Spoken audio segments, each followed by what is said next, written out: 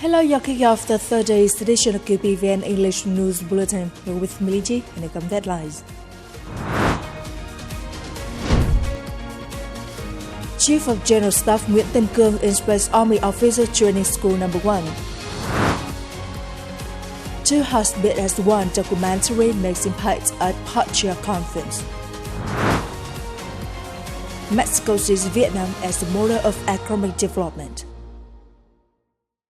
On March the 19th in Hanoi, Prime Minister Phạm Minh Chính received Hungarian Minister of Foreign Affairs and Trade Georgios Peter on the occasion of his official visit to Vietnam from March 18 to 19, 2025.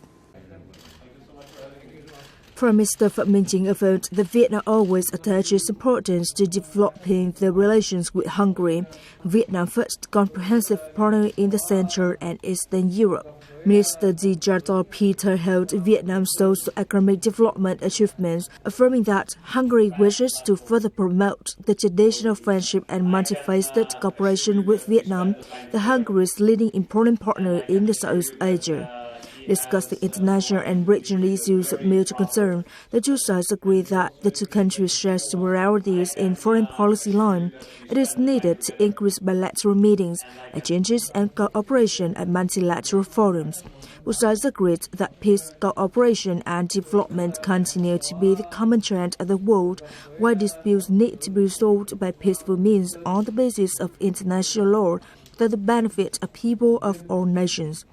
Prime Minister Phạm Minh Chính asked Hungary to help persuade the remaining EU countries to soon ratify the EU-Vietnam Investment Protection Agreement and urged the EU to soon remove the yellow card on Vietnam's seafood exports.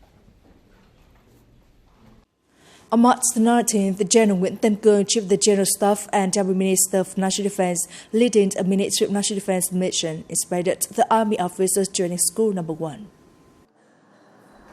In 2024 and the first quarter of 2025, the whole school seriously and resolutely implemented and excellently completed on tasks.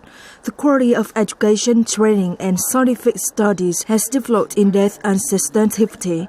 Discipline, observance, and combat training have been really maintained. Party and political work and determined to win elimination movements have been carried out with high efficiency, while the political and ideological situation of the whole school is stable with absolute safety.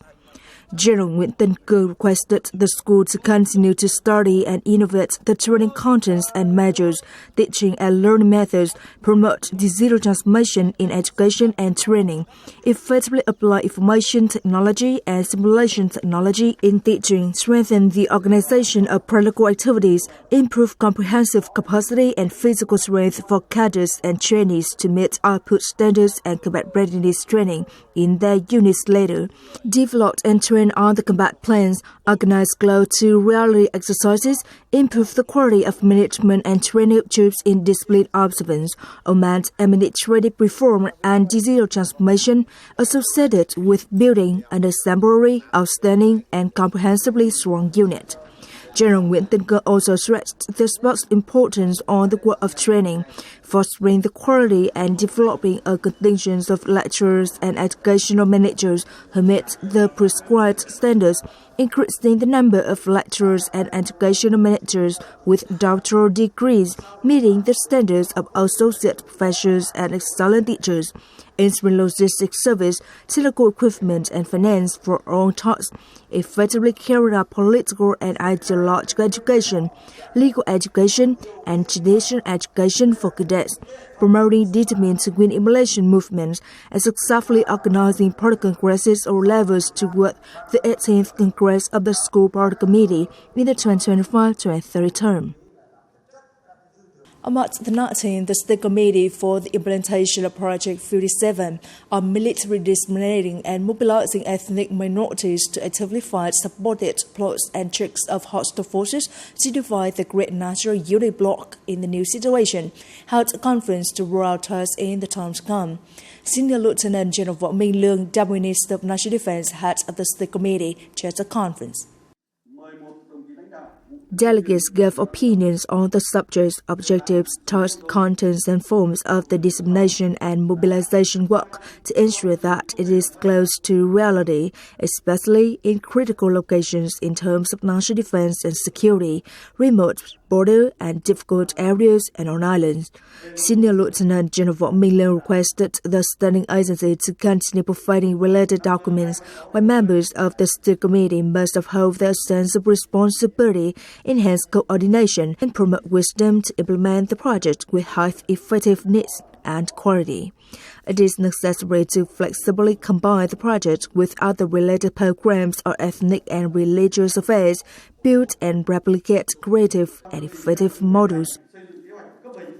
On the occasion of the working trip to Thailand to co-chair the 6th Vietnam-Thailand Defense Dialogue, on March the 19th, Senior Lieutenant General Hoàng Xuân Chiến, Deputy Defense Minister leading a delegation from the Vietnamese Ministry of National Defense, visited the Cyber Command Center under the Defense Information Technology and Space Department, Ministry of Defense of Thailand.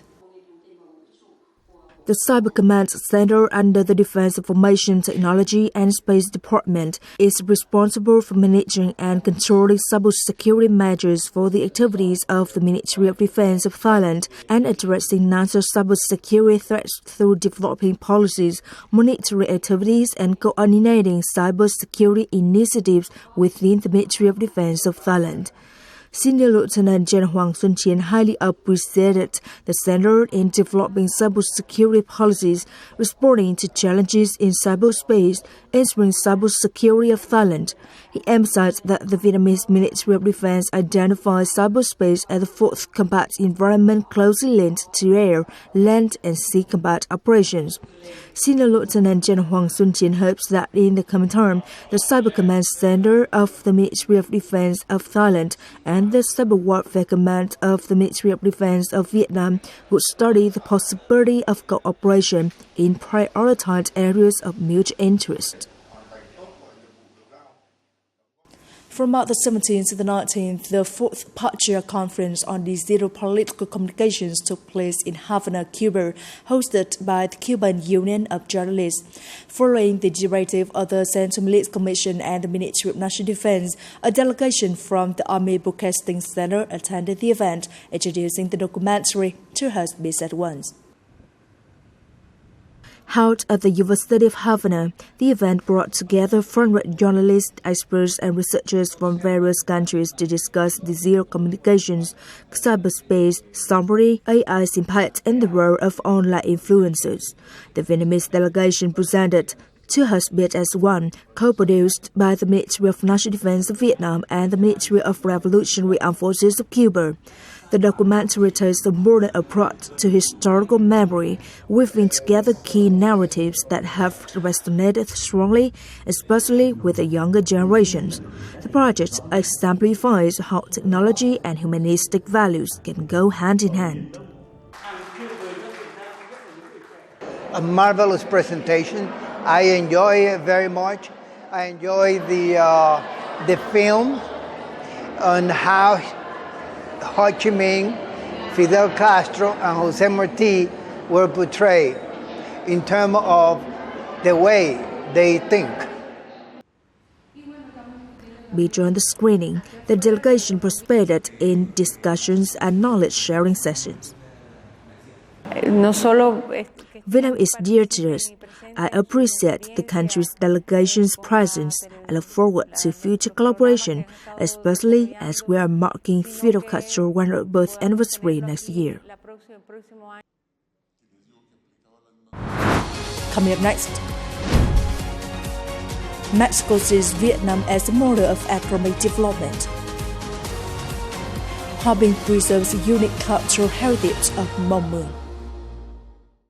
During his working visit to the UK on March the 18th, Permanent Deputy Prime Minister Nguyễn Hòa Bình met with UK Deputy Prime Minister Angela Rayner and Speaker of the House of Commons Lindsay Hoyle. He also attended a roundtable on the development of international financial centres in Vietnam and visited the London Stock Exchange. At the meeting with his counterpart Angela Rayner, Deputy Prime Minister BINH affirmed Vietnam's dedication to enhancing its strategic partnership with the UK. He welcomed deeper British engagement in the Asia-Pacific and called for the UK to share its expertise in financial sector development in Vietnam. Encouraging British businesses to invest in Vietnam's financial sector, he also sought support for training and attracting skilled professionals in this field. Deputy Prime Minister Rayner is particularly interested in and affirms his support for the participation of UK businesses, experts and scientists in the project. At the meeting with Speaker of the House of Commons Lindsay Hoyle, the Vietnamese senior official called for an increase in delegation exchange, especially high-level ones, thereby bringing the bilateral relationship to a new height. He conveyed the invitation to visit Vietnam from National Assembly Chairman Trần Thanh Mẫn. Speaker Hoyle accepted the invitation with pleasure, affirming that the British House of Commons and he personally are always ready to support the two governments to strengthen and deepen the bilateral relationship in all areas. At a seminar hosted by the City, UK, Deputy Prime Minister BINH commended British experts and financial institutions for their contributions to Vietnam financial sector plans. He called on the City, UK and British enterprises to continue offering expertise to help Vietnam shape effective policies and regulatory frameworks for the projects. British experts and partners made recommendations and comments on the policies in the National Assembly's resolution on the establishment of the financial center in Vietnam. Deputy Prime Minister Nguyễn Hòa Bình visit to the UK demonstrates the Vietnamese government's commitment to developing an international financial center. To continue maintaining the high growth momentum in the recent years, Vietnam is seeking to attract more international investment into the market in a sustainable and effective manner. An international financial center is designed to affirm the country's position and prosper deeply in the international financial system. Over the past 50 years, Mexico has witnessed Vietnam's remarkable achievements in arch construction and development, considering it a model for not only the Latin American region but also countries across the world. It was stated by Ms. Jordan Kolovsky, chair of the Asia-Pacific Foreign Relations Committee of the Mexican Senate at a meeting with newly appointed Vietnamese ambassador to Mexico, Nguyễn Văn Hải, recently. The host emphasized that the Senate and other legislative bodies in Mexico will fully support the celebration of the 50th anniversary of the diplomatic relations. She added that the Mexican Parliament is always willing to facilitate trade promotion activities between the two countries, aiming to make bilateral trade and investment on par with the potential and depth of Vietnam-Mexico relations. For his part, Ambassador Nguyễn Văn Hải affirmed that Vietnam always attaches importance to promoting traditional relations with Latin American countries, especially with the state, parliament, and people of Mexico.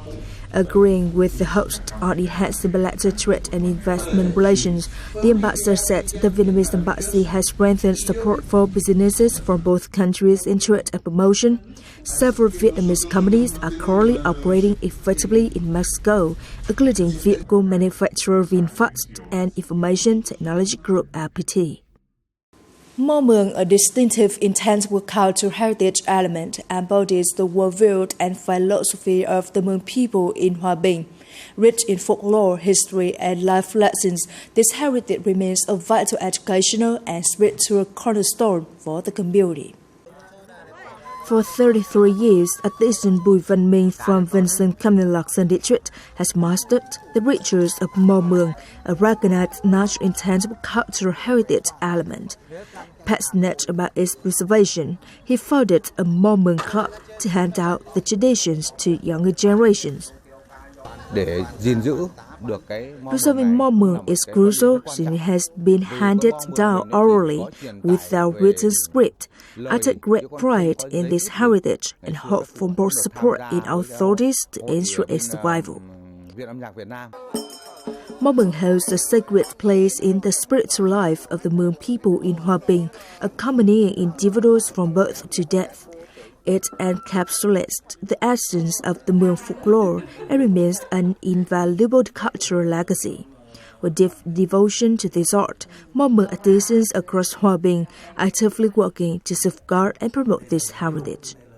To hand down more Hmong to younger generations, we established clubs for regular practice and instruction.